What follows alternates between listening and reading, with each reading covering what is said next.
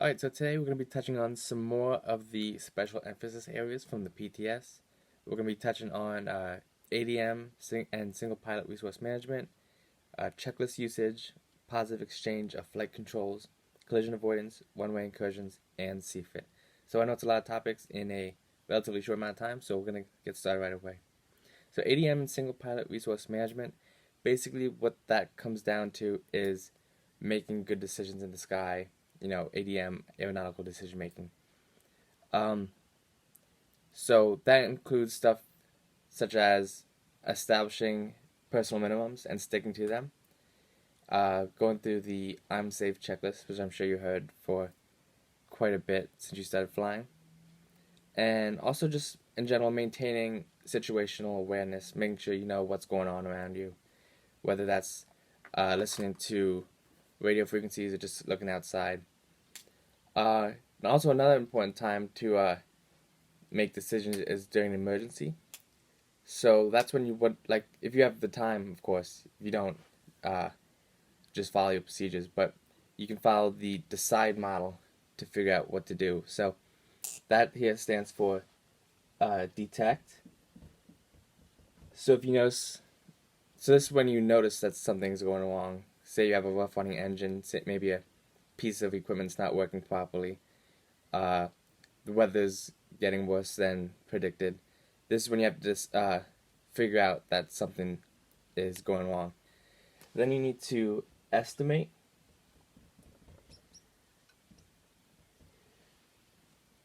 This is basically what would happen if you don't do anything about it, and you need to figure out the degree to which you need to counteract the issue at hand. Then after that, you need to choose, and that would be you would like to choose the desirable outcome of the flight. So whether you continue to your destination, whether you turn around and go back to your departure airport, whether you land at the closest airport, or maybe you land in a field. You have to decide what's going to happen after you deal with this emergency. And after that, you want to identify. So that's when you choose what you're going to do about the problem.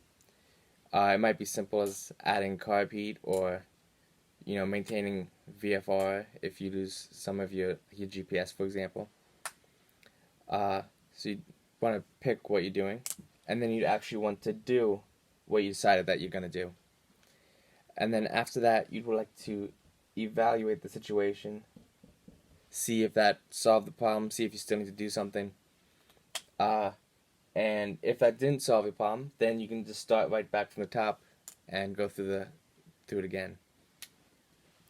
But like I said, if you're like on fire, for example, you're not thinking about this. You don't want to run through that. All right. So next we have this thing does not like to erase. Next we have checklist usage, which of course is very important. Some pilots, they get into a routine which they don't use checklists, and we know that's not safe at all. So, for example, this here is the checklist that I personally use on every flight. You can see it's pretty beaten up. And like you can see in some parts, don't be afraid to add stuff if you feel necessary. Obviously, for anybody, the easiest checklists are the ones done on the ground. So you run up, you start, that sort of thing.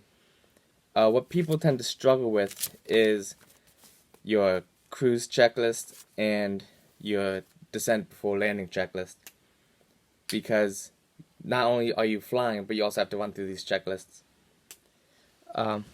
So one example I guess you can say that someone once gave me is, think of it as like texting while driving. Like, well, don't ever do that, but just you have to pick one or two, run through that, and then go back to the airplane, make sure everything's normal, and then continue. So personally, I like to start my descent before landing checklist like 10 to 15 miles out for landing. That's all I have to say on that, I believe. Then positive exchange of flight controls. So anytime you're flying with more than one pilot, you'll deal with this, whether it's you and an instructor, or once you become an instructor, you and a student, um, a first officer and captain situation. So basically what you're going to do, say for example, your instructor's flying and they want to give you the controls. They will say, you have the controls, and then you say, I have the controls, and then they will confirm you have the controls. So it's always a 3-step process, because you don't want to ever be flying and not know who's flying the plane. Alright, so next is collision avoidance. So whenever you're in a VFR situation, even if you're talking with ATC, it's your job to avoid other aircraft. Oftentimes ATC will be able to help, but that's not required of them, so you want to be careful. One of the big sayings in collision avoidance is see and avoid. That means you have to look outside the airplane, you have to continue that visual scan and avoid the other aircraft. One thing you'll notice is some days, on like really nice days with weather, that the practice areas will be really full. So whenever you practice maneuvers, you always want to make sure you do a clearing turn. So say you're down here, what that is flying a 90-degree turn to either the left or right, and then another 90-degree turn to the left or right, all the while looking outside, making sure there's no aircraft in your immediate vicinity there. Another place where you want to do, make sure you're looking for traffic, is in traffic patterns, especially at non-towered airports, but really all the time. Before making any turn, you want to look to the left and right, see if someone, for example, if you're turning base to final, you want to make sure that nobody's on a long final coming into land. And always enter the traffic pattern at the pattern altitude, because if you're descending on the downwind, you could be coming down right on top of somebody, and that would obviously not be good.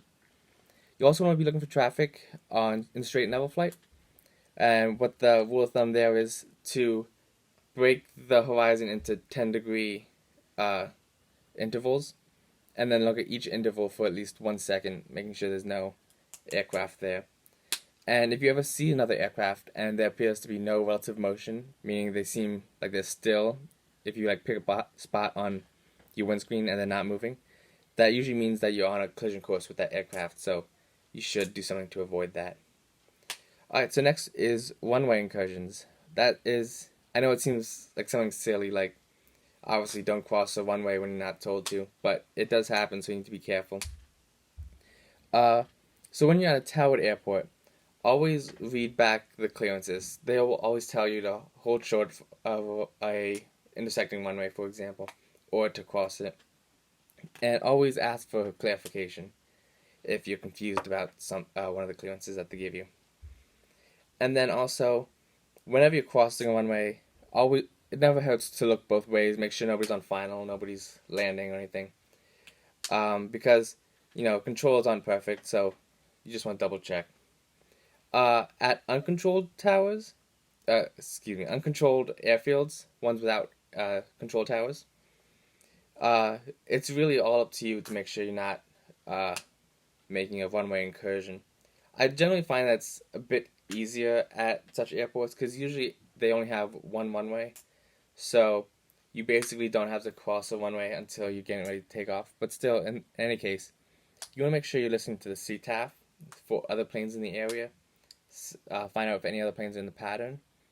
But that's not a catch-all because, at uncontrolled fields, there can be planes without radios, so you'll have no idea if anyone's in the pattern in that case. And then anytime you cross the one-way, make sure you look both ways. Obviously, make sure no one's taking off, make sure no one's landing. Also, you want to find out where the winds are coming from, so you know basically which way people are landing. And you also want to include see if someone's on the base leg, because that means they're going to be landing very shortly. And then if your plane